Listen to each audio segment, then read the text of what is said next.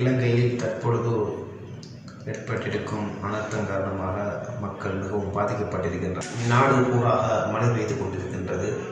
எங்கு பார்த்தாலும் மழை வெள்ளம். மக்களின் அன்றாட வாழ்க்கை மிகவும் பாதிக்கப்பட்டிருக்கின்றது.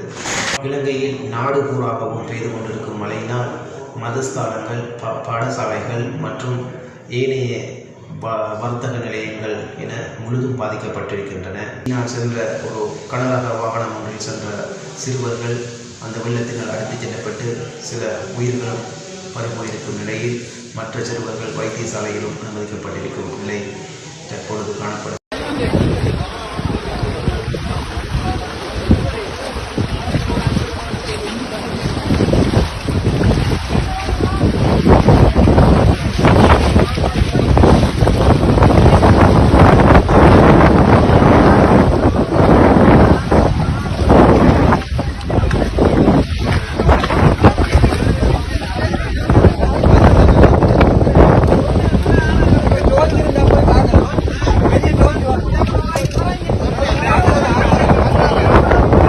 குறிப்பாக சொல்லப்போனால் இலங்கையில் வடக்கு மற்றும் கிழக்கு மாகாணங்களில் அதிகளவிலான மக்கள் பாதிக்கப்பட்டிருக்கின்றார்கள். அந்த மாகாணங்களிலேயே அதிகளவிலான மழை பெய்து கொண்டிருக்கின்றது.